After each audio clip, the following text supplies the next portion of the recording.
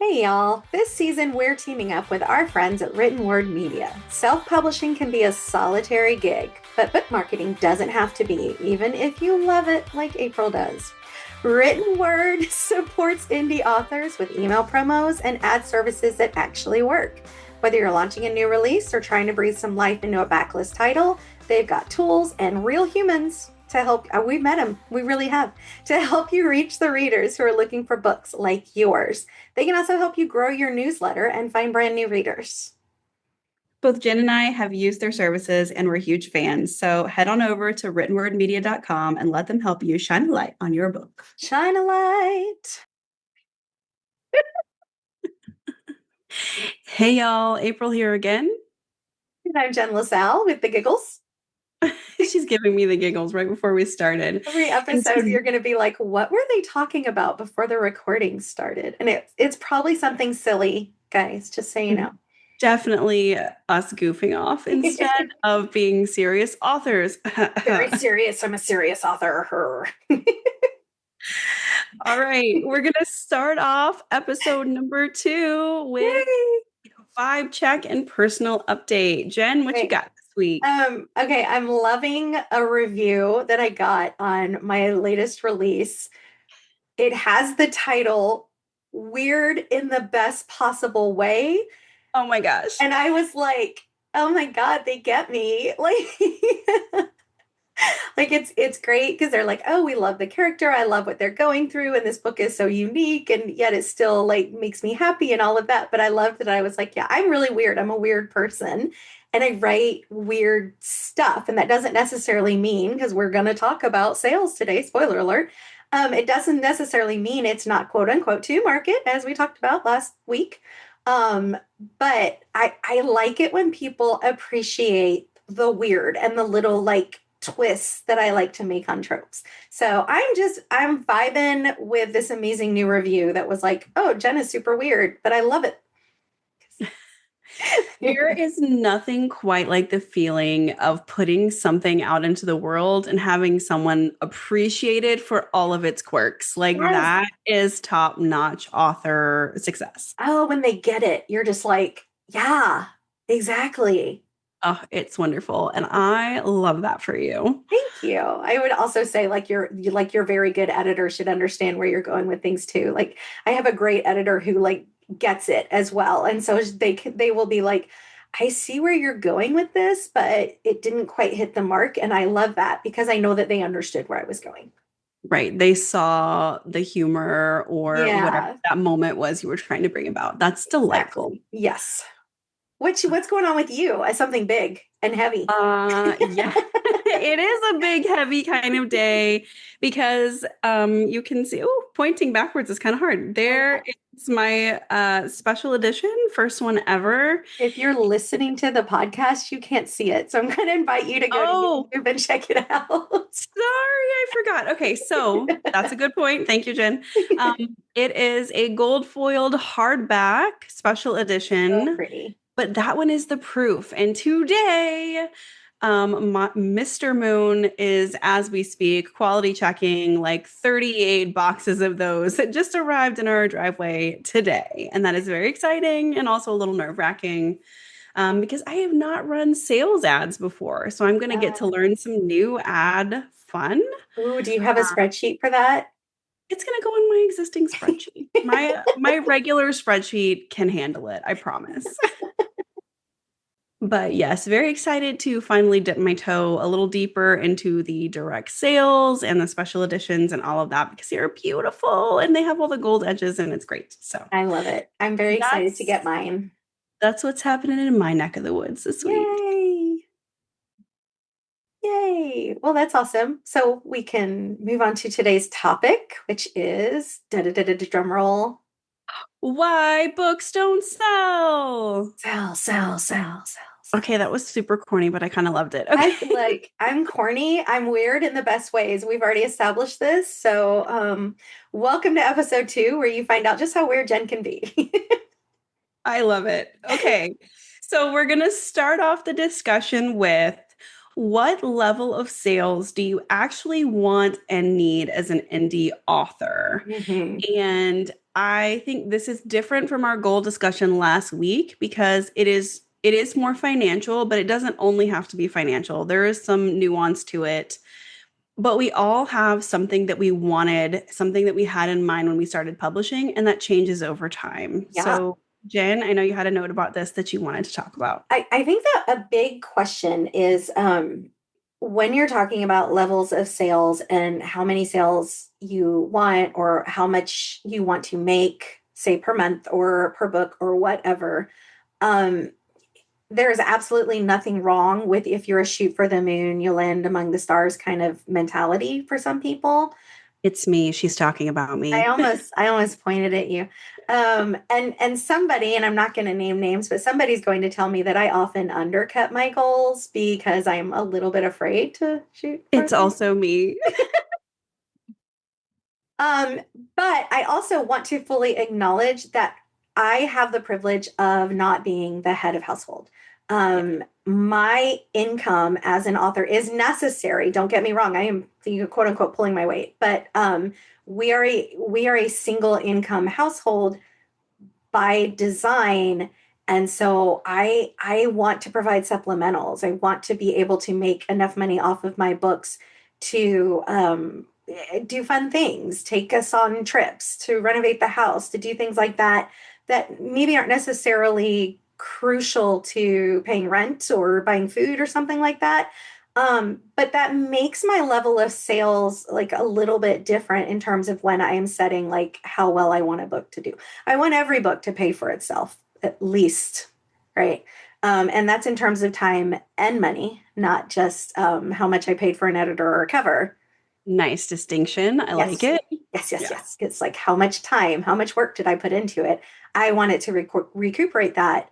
Um, but I don't necessarily feel like if a book doesn't make six figures, I am not doing well. Like that book is still doing well for me because that is not my immediate goal. Well, it's not your immediate need, right? Like Need, it's a yes. huge difference in, like you said, I am prone to do set pie in the sky goals and then be disappointed if I didn't hit that to the penny versus like, hey, I, as the head of household, can absolutely pay all my bills this month. Right, There's food on the table, there are lights on overhead, and everything is fine. It's, there's different levels. There's different right. levels of need, right? Yeah, So, absolutely. for sure. For sure. Absolutely. Yeah. So, So, the bulk of our discussion today is going to be about what is stopping you from achieving what you need to achieve or want to achieve with your books and how to fix those problems if you think you've got them. and we're talking purely from a marketing perspective today. So this isn't like, what do you need from mindset? This is maybe we have between us at least 10 years of experience collectively in this industry. And we know at a glance, if you're looking at, say, a book sales page, what might be impacting its ability to make that sale, to get somebody to one click the book or the series or add it to their library if you are doing Kindle Unlimited. Yes, So, absolutely. do you want me to start? Which one did we have first? Yes, you're up Um, first, okay. madam. So I write in a small niche, and I think small is relative, by the way, because like I think even in my genre, there are probably hundreds of thousands of readers, if not more, in paranormal women's fiction. So just as a reminder, or if this is your first episode, because it occurred to me I do everything chronologically, but not everyone does that. That I write paranormal women's fiction, which is like urban fantasy or epic fantasy or even contemporary fantasy, because it is very much takes place in the modern day, in the real world, on or almost always set near New Orleans in Louisiana in fictional small towns that are filled with magic. And the main characters are women in their 40s and 50s. So they're going through middle aged stuff. That is a niche market, right? Like there are romantasy readers who like to read really spicy stuff who are in their 20s and are maybe not interested in what a woman in her 40s or 50s might be going through. Mhm. There are women's fiction readers who want to hear about women in their 40s and 50s who maybe don't care about magic, right? They don't want dragons or witches or any of that. So I have like a, a Venn diagram, like kind of circle-y niche to my book that in my mind regulates what I can predict my sales will be like. That makes a lot of sense. Yeah, And I think that being aware of that and setting your expectations based on other books in your niche that are already selling is a right, really, really important. Um, you're setting the expectation, right? Level set right. of, hey, is my book going to hit number one in every single Amazon store? I mean, Mhm, maybe not. That is a very specific few categories or genres of book that typically do that. Does it mean it's impossible? No. mhm. Does it mean that's what you're expecting? Probably not. Yeah, Right? Like, what are you expecting? And, how much marketing money are you going to throw behind that book? Where are you going to throw that money? All of that matters depending on your niche. yes, it does. Yeah. So I think the small niche is really important, Yeah. Or knowing if you're that. in a large one, also having expectations in the reverse because you are wading into the ocean, right? Yeah, it's very true. So I write in paranormal romance, which is a bigger niche, I would say, objectively than PWF, like Jen. Yeah. However, every size niche comes with its own problems and its Yes. own challenges that you have to be prepared to overcome. So, like for me, how do I get visibility in a much larger sea of books, right? Yeah. Because smaller niche, less competition. Bigger niche, buddy, there's sharks in that water. Okay, Absolutely. there are a lot of books swimming. There are a lot of books vying for that limited reader attention. And it's just a different set of problems depending on what size niche you're in. So I think be really clear and realistic about the number of readers looking for your books Yeah. that you write. I think it's really crucial to know the market of your books, no matter what niche you're in or whatever genre you're in. Understand what the readers are expecting, understand what they're looking for, and then give it to them. Yes, Yeah. absolutely. Yeah. Absolutely. Be ready to roll on to Let's covers. talk about covers. Okay, so my number one thing with covers is that we're going to go all the way back to math class in school, guys, and we're going to talk about mean, median, and mode. Everyone's okay. Was it just my least favorite math topic, or was that everyone's? Is that universal? I'm not sure.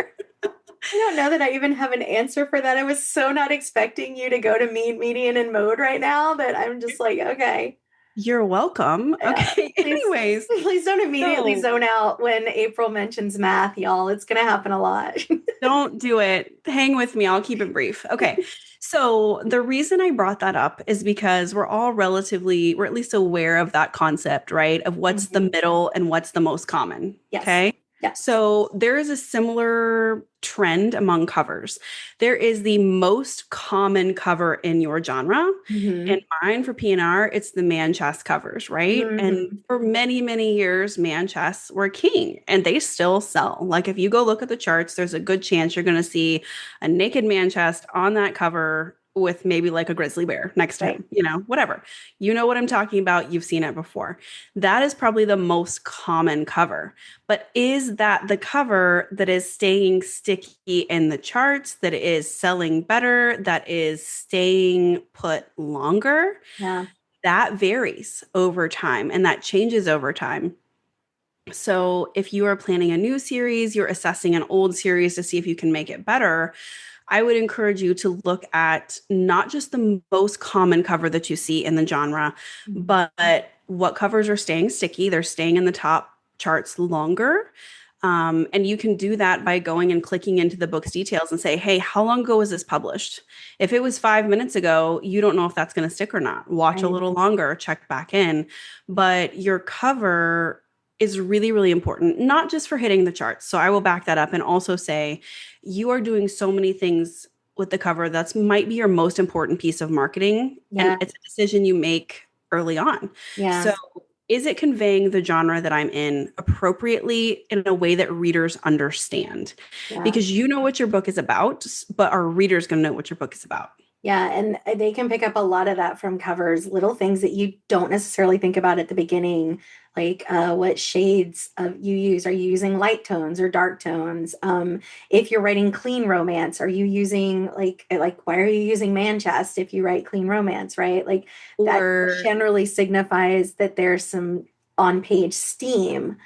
And Yeah, it even goes down to the level of detail, like certain genres use certain fonts. Like right. as a whole, there are groups of fonts that convey genre. So Yeah.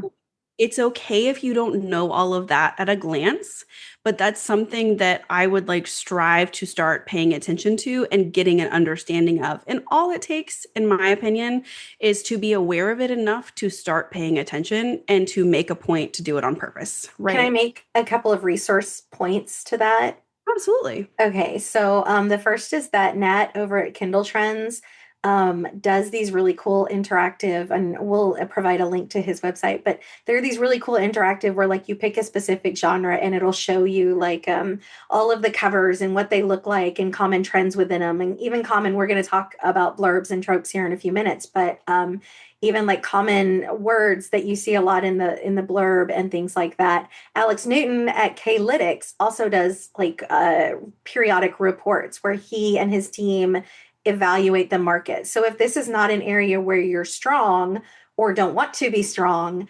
it is perfectly fine to either pay a little bit more and get a cover designer who already knows and knows your market and knows your trends. And most of the top indie authors will put the name of their cover designer on the inside cover, usually like either on the copyright page or somewhere therein, or let someone else who's done the research for you provide you with that data so they can tell you specifically these are common colors and common fonts and common designs we're seeing. So just a couple of resources that are available to you if this concept overwhelms you. Yes, and I second the K-Lytics report. I didn't know about Kindle Trends. I haven't used that one before, Oh, I but love the Kindle Trends. Don't get me started. It's very cool. I have also used the K-Lytics report, and that was very helpful to me when I was first, switching genres and things like that. Blurbs are up next, and I want to introduce you guys to the concept of blurb trigger words, is what I call Mm. them. I haven't heard anyone else call them that, but I'm not saying I've got like a copyright on it. It's just how I refer to them. Basically, just like there are certain key facets of a cover that will convey things to readers subconsciously that they're not even maybe aware that you're conveying to them, there are things in blurbs that you will see pop up over and over and over again. And I don't even mean as like broad as an HEA and romance. Like I mean way more niche than that and way more pointed than that. So I also have a little bit of a background in dystopian and post-apoc. And so what I will say is that whenever doing blurb research for that genre, one of the things that I most noticed is that there's got to be an element of danger in the blurb, right? Yeah. Survivalism, danger, on the brink of death, the world is ending, like but if you go through and read all top 100 blurbs in almost any genre, you will start to pick up on words that are used over and over and over again. And it's not because they're all copying each other, because they're not. It's because those are the elements that readers are looking for in Yeah. that type of story. Yeah. And so it's really easy to accidentally write a blurb that perfectly describes your story. It's practically a synopsis, but it's not giving the reader that hook or that punch to know that this is a story that I'm going to like. Yeah. I mean, even like with my books, I mention up front the character's age, like, or that they're middle age, because even the term middle age can be relative, right? But that is one of those things when you read paranormal women's fiction, all of the blurbs include the fact that they are going through a midlife crisis of some kind or another, because that is a key expectation in that genre. And Yeah. and both Kindle Trends and K-Lytics include blurbs and blurb word clouds in their data. Nice. I do not do it with a word cloud. I do it with a spreadsheet, but I'm sure that surprises no one There's a already. spreadsheet for that. Yeah, I like word clouds. I'm much more visual. Like it has to be pretty. I like them. That's just not how I make an analysis. That's fair. That's fair. Your brain is beautiful in a different way. Why, thank you. Yeah. And finally, about blurbs, like the blurbs are very rarely about what your book is about. They're more about character journeys.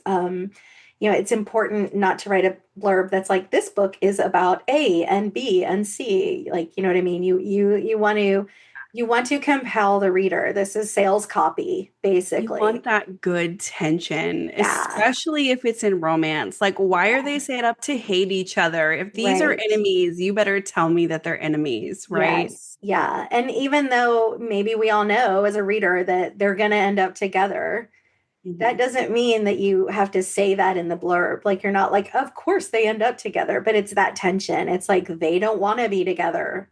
Please don't say that in the blurb. Please do not say, they're, of Yeah. course, they're going to end up together. That's a no from me. I have actually seen that, which is why it was an example. Like one of the blurbs for one of my students was like it was a romance and he liked her and she liked him and they liked each other. And I was They like, get okay. they get cute points. I will give them cute points, but I don't think that's going to provide the tension you need that is going to make someone get to the end of that blurb and go, "Oh my gosh, I need to know what happens next right now," and click Yeah. that button to get the Yeah. book. It's like a movie trailer with words. In a Yeah. world where anyway, I'm Oh gonna my move gosh. on. We could talk about blurbs forever. I want to move on, and I have this in my notes as quote unquote bad metadata. But for anyone who doesn't come from a tech background or maybe hasn't heard the word metadata before, but that is data about data. It's very much like the information about your book that readers are going to see, or that maybe an algorithm or an inner computer is going to see. So, for example, if you are exclusive to Amazon, even if you're not, if you publish on the Amazon platform in KDP, they have 7 fields that are called keywords. And the word is very misleading because you can actually type in phrases. You can use multiple words. And over time, those have actually changed. There's a really great piece of software called Publisher Rocket that, and again, we'll provide links to all of this, but Publisher Rocket, you can look up a keyword and you can get a feel for how many people are using it, how relevant it is to your book, like whether your book shows up. And I think this is a really cool thing is you can see what other books show up. So if you're using a keyword incorrectly and like somebody searches it, and your book shows up and your book is clean romance and then all of the other books are steamy military suspense, then you've got a keyword mismatch. And not only is that going to affect you in advertising, it's going to affect who sees your book, what readers get to see it on screen, like who Amazon puts it in front of. And that is a really crucial thing, right? You want to get in front of the right readers, not every reader, the right readers. Um, you're also using those keywords in blurbs. April called them trigger words, but really they are keywords. These are like things like if you say, he hated her from the start, you're saying enemies to lovers, and readers see that and they know what that means for them. So that's a key piece of information that if you're using it incorrectly, you can rectify that and it's gonna help. When you look at what categories you're in, make sure that you're not putting your book into categories just because it has a thing. Do it because it is the thing. So Yes, yeah. please. So a really great example of this, and I am not going to steal this. I'm going to give full credit to Quinn Ward, who is a genius in this area. But they once said to me, Bill Gates is a billionaire, but nobody's reading romance about him, right?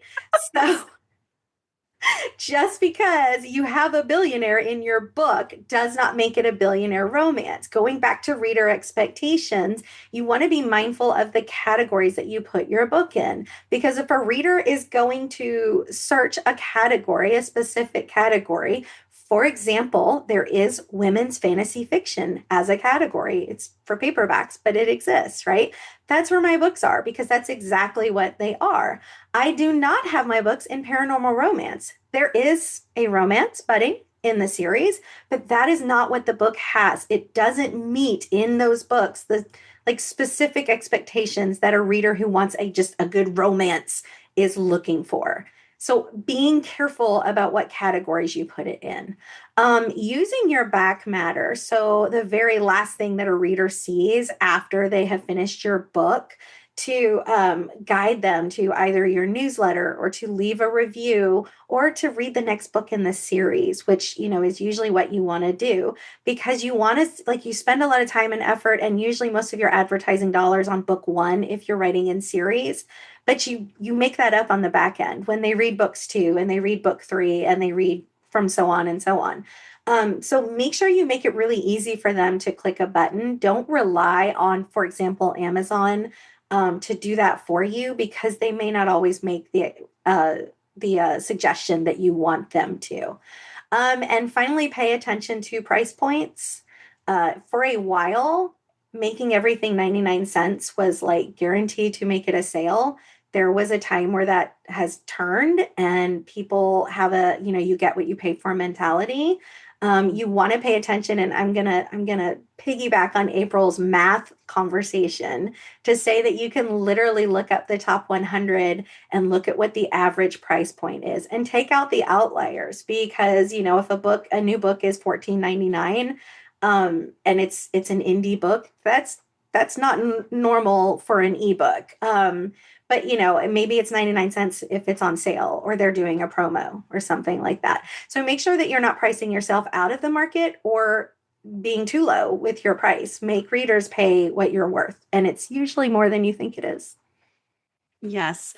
The only thing is I have to add to that because I think you explained it so well. Thanks. The only things I have to add to that would be um, a lot of times you want to stand out as an author, Uh-huh. but you don't want to stand out so much that it's like a sore thumb, Yeah. right? Like you were talking about the metadata, and someone's going to type in like billionaire, contemporary romance, whatever.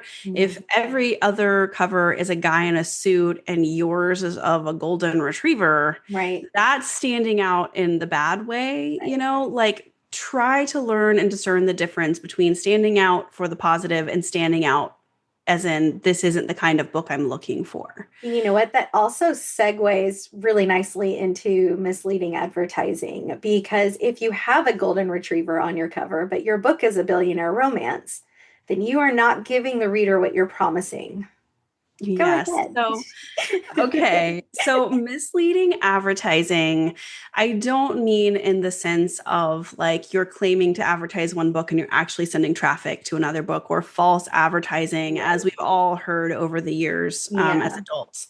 What I mean is having too big of a mismatch between what you're using to attract readers and your advertising, social media, whatever, and then what they actually see when they land on your book sales page. And that doesn't matter if that's on Amazon, your direct store, any other wide retailer. It does not matter where. Right. But you want to make sure that there's not a too big of a difference between what they saw, aka the golden retriever in your advertising image, and what they landed on, guy in a suit. Okay. Like Yeah. that is a really big, like disconcerting mismatch for the reader. Right. And it's going to make them hesitate and get taken out of that experience, right? So, a lot of advertising is about trying to get readers into the experience of the book as quickly as you can and have them Mhm. wanting more. Yeah. So, I'm going to give them a little spicy excerpt from the book, or I am going to give them a really strong character conflict hook, or whatever it is. And I want them to be like, oh, yes, I want to read that. And when they click the link, I don't want them to be disrupted from that experience, Right. right? Because the experience is so important. And if you have that mismatch right from the beginning, Yeah. you're kind of breaking their trust in you before they've even opened the book. And we don't want that. Yeah.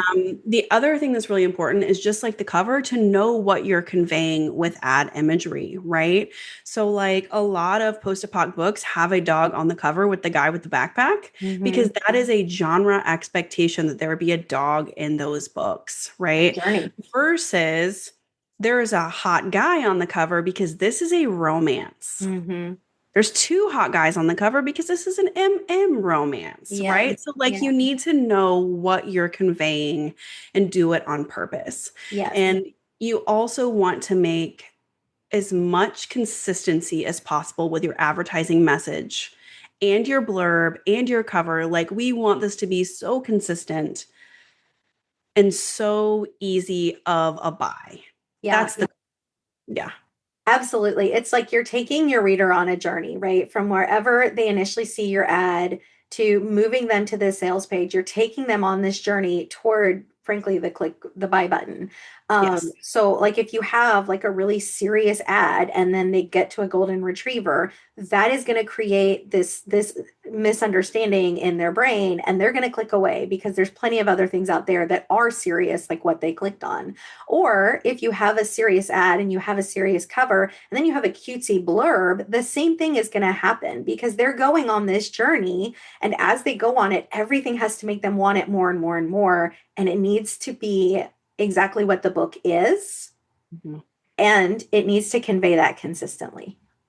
Right. And you never want to put something in your ad, in your social media, on the book's page, on the book's cover that's not actually in the book, Yeah. right? Because the last thing any of us want is to disappoint a reader. Yeah. Like, we really, really want to provide what readers are expecting and not, we never want to switch them up or have them thinking they're getting something they're not in the book.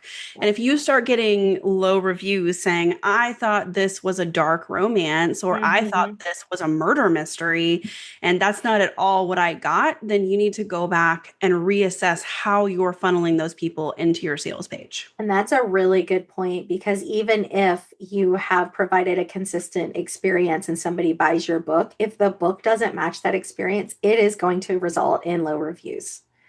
And Absolutely. that is going to hurt other people's desire to buy the book. It's definitely worth noting. Yeah. And I know everyone has a conflicted opinion on whether or not they pay attention to reviews, read reviews, definitely don't respond to your reviews. But in general, there is sometimes important information there to be found, such as, are you meeting those readers' expectations for the genre that you are writing in or that you think you're writing in? Right. Because I've had a lot of conversations with friends over the years that are authors that think they're giving one thing and then they describe it to me and I'm like, is that really that trope? Right. I don't think that's friends to lovers. You know what? I think that's why we got nicknamed Tough Love at that conference, is because somebody said this was a dystopian and we looked at it and we were like, but is it? I don't think so. And then we were like, why did you change the cover? Why did you change the blurb if this is what the book is? Yeah. Yeah, for And sure. and sometimes it's very hard to separate yourself emotionally. Like when you really want a book to sell and you see other books selling, right? And you're like, well, I'll just slap a new cover on it, which is like really a great thing about being an indie author is you can update covers as long as you like have the funds and the means, right? But I'll just, oh, well, billionaire romance is really popular and my book has a billionaire in it, so I'm going to make it a billionaire romance cover. But if it's not a billionaire romance, the reader's going to know, and it's either going to hurt you in reviews, it's going to hurt you in sales, or both. Or you're going to get a whole lot of clicks and people are going to pick it up, start reading, and then not finish it. And you're not going to make the money you should Yeah. be making for the amount of ad spend, right? Which Yes, is a losing proposition long term. absolutely. Yeah.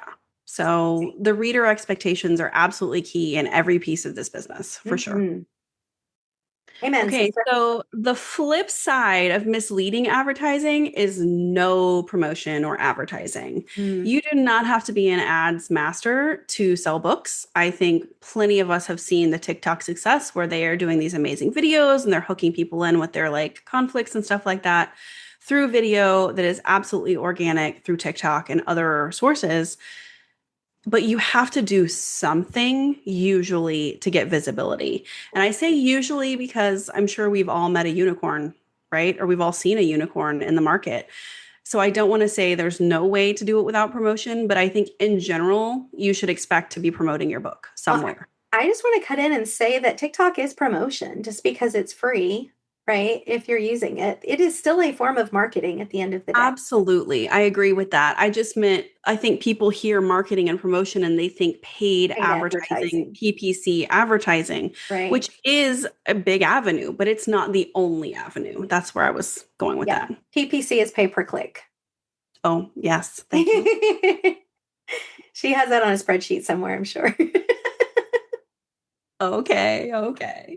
But I think it's important to know if the problem with your book sales are the fact that there are just not enough eyeballs landing on and looking at that page. Right, Do you right, have a traffic problem or do you have a sales page problem? right. A large part of the difficulty in knowing why your books aren't selling is just finding the break in the chain. Hmm. Because in order to get something consistently selling, you need every link in the chain to be at least close, if not perfect.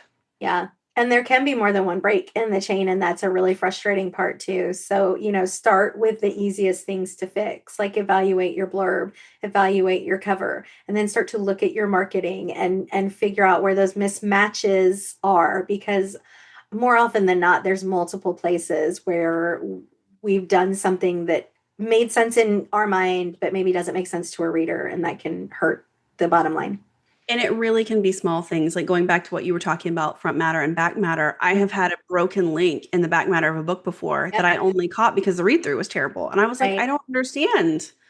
Like, why is this not working? Why are there no shields? And I went and looked, and there was literally a broken link. Yeah. And It I can did. be anything big or small. Yeah, and I didn't actually go into front matter in full detail at the time, but if you have in the front matter 10 pages of reviews or talking about your newsletter or talking about your other books or warnings and all of, like, if you have so much of that at the beginning that a reader loses interest before they even get to the book, that is going to be a problem as well. You have to be mindful of, you made them very excited to read this book. Now let them read it.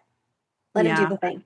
that's very Especially, true. yeah, if you're in Kindle Unlimited, especially page reads are crucial. And you don't want to inflate them by adding a bunch of fluff. It doesn't work the way you think it's going to. You want to provide them with a good reader experience, start to Yeah, finish, top to bottom, front to back. absolutely. Could not agree more that like prioritizing the good reader experience every step of the way and also being intentional about like, well, where does that reader experience actually start? Yeah. Yeah. So for Love sure. it. Next step would be missing the market. Yeah, we've kind of talked about this already because I think when you're talking about covers and blurbs and categories, that often is missing the market.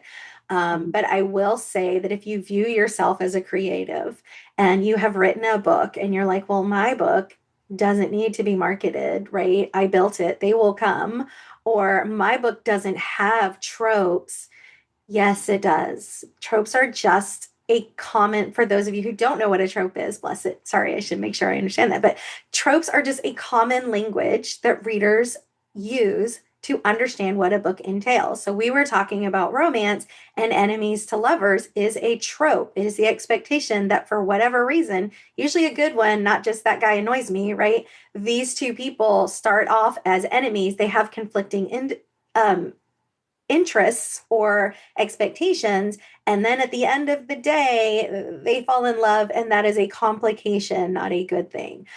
So be thoughtful about what your tropes are, including your tropes in your marketing, but also making sure that those tropes actually exist in your book.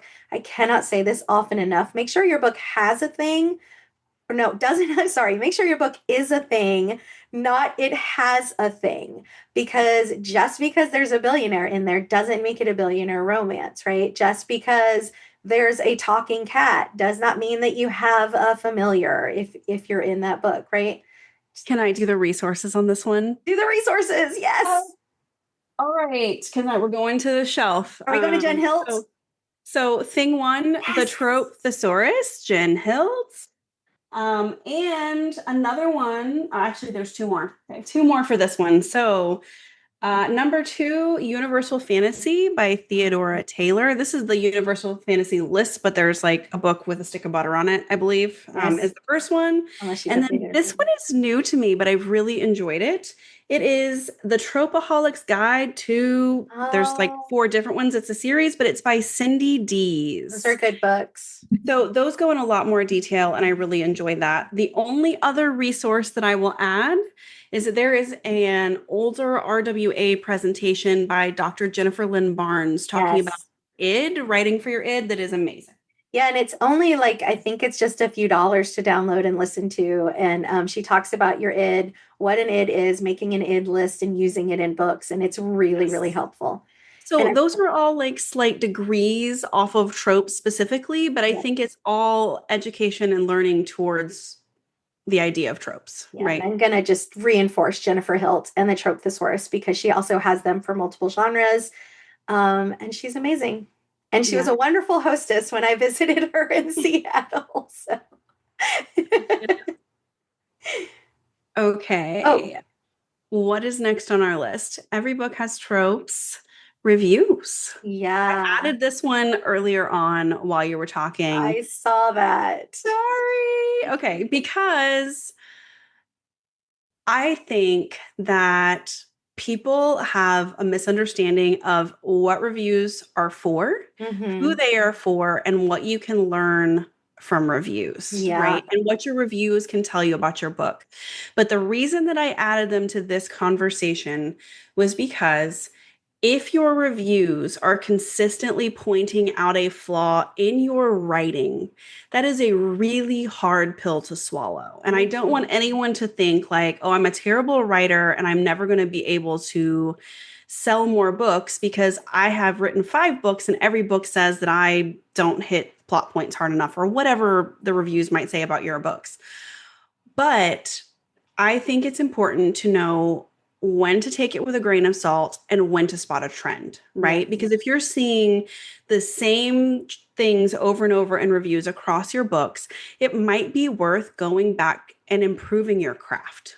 Yes. That's also a point that I think a lot of people ignore and overlook when talking about book sales. But if the craft is not there, the readers will not continue to come. And that's important.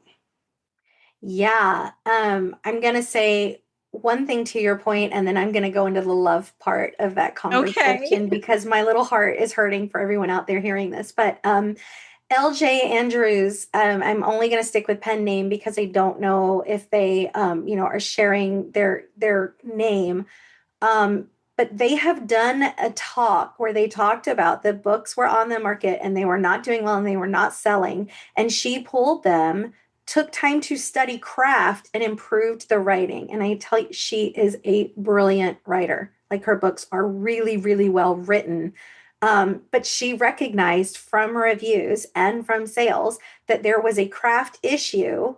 And instead of being either defensive or woeful about it, she made the decision to take it off the market, rework the books, improve her craft, and then put them back on the market. And she's doing very, very well for herself.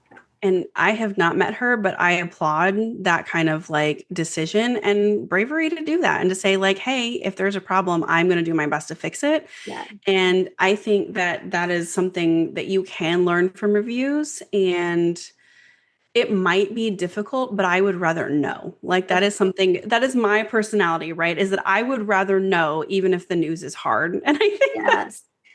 So that's that's why I'm the tough half of the tough love. I know. Yes. And I'm going to take the love moment and say this because there's a lot of benefit to also reading good reviews. We harped a little bit Yes. on the negative reviews, but reading good reviews tells you what you're doing right. It's great for marketing. Like you can use good reviews in advertising, to a certain extent and things like that. But sometimes you put too much stock into what external people might be saying about your book. Or you may not be a confident enough writer yet to be able to read those with a detached perspective. Oh, yes, that's Yeah. important. Yeah. So, like in one of the other episodes, what I talked about was if you are your ideal reader, viewing yourself as a detached person, like stepping back and saying, what would I market if I were marketing to myself? So you have to remove I'm going to quote Taylor Swift and say the story isn't mine anymore. So like this book that you put your heart and your soul and your blood and your sweat and your tears into, that you have loved and hated, it's going to be someone's favorite book. It's also going to be someone's least favorite book. And Yes. that's gonna suck. But that doesn't necessarily mean that you are a bad writer or need to work on craft. It could if you're spotting a trend. But if you're not able to do that research on your own, find a friend and just say, hey, can you give me a Yeah. broad overview of what people like about my books? Or can you give me a broad overview of what they say they're lacking? I'm going to say like a trusted friend in the industry, not like, your coffee buddy, because they may not have the industry knowledge, but you don't have to do that work on your own. Put up a great big old shield if it's going to be mental and emotional. And if you're not able to, that's okay to find someone who can do that for you and share that information with you. And if you are worried that craft is a problem for you, it might also be worth looking for an industry person like a developmental editor or someone Yeah. like that that can give you the feedback in a positive way if the reviews are bad for your mental health. It's okay to not be reading your reviews. I do want to say that. Absolutely. Like, I absolutely think that there is information to be gleaned there, but that isn't for everyone. Yeah. And if something is ever going to harm your mental health, don't do it. Yeah. Like, I don't care if it's good for your sales. If it's going to harm your mental health, don't do it. Absolutely. I think that's the perfect thing to end on. Yeah. All right. Oh, So, what's your tough love moment for this one? all right. My tough love moment for this one is that sometimes you have missed the market and you might get through this whole laundry list of things. And at the end of the day, be like, well, crap, I did miss the market. Now what? And the Mhm. answer is maybe it's okay. It goes back to what we're talking about of like, what do you actually need for your sales? And maybe this series is what it is, but you can take that knowledge and take that learning and put it into the next book that you write and the next series that you plan, or even the next pen name that you decide to launch Mhm. and go forward better, Yeah. right? Yeah. Go forward empowered. I love that. Oh, look at you using my word. I love that empowerment. Yeah. I think that's a really good point. Sometimes people like really invest in a series because they want it to succeed. And I have a series like that, very old series that I love deep down in my heart that just has not ever resonated with readers. And logically, I know why, but yeah, it still hurts like a little bit, but I've moved on. It's okay. But my tough love moment is basically that if you've missed the market, the question becomes what will make you happy and what will make you successful, and whether you can find a place where those two things intersect. Oh, I Um, love that. yeah, because at the end of the day, one thing that's probably not going to be good for your mental health is writing a book that you know will sell, but you don't love writing. It's going to wear you out over time. Some people can do it. There are people that, they write and it's just purely a business. I'm going to just go out on a limb and say for the vast majority of us, that is not the case. And you have to find the place where I can have a level of success that I love, but also write the books that I want to write and tell the stories I want to tell. So. That is so important. And I love that you decided to wrap it up with that because that's perfect. So it's time to say goodbye, y'all. And as usual, don't forget to like and subscribe wherever you listen to or watch your podcasts. Yeah. Watch it if you want to see us pointing at things, or my cat who thankfully showed us her face and not her butt today. Did she? I didn't. Oh, I missed it. Right there. Darn. She lifted up. That's an ear and a little side. Oh, okay. I'm counting All it. right. All Thanks, right. Bye, y'all. everybody. Bye. And before we go, I wanted to take a moment again to say thank you to our friends at Written Word Media for supporting season 1 and this episode. If you're an indie author looking to reach more readers without losing your mind or your writing time, check out their email promos and ad services. They make book marketing feel doable. And if you're anything like me, you might even find it fun. Head to writtenwordmedia.com and take the next step in getting your book into the right reader's hands.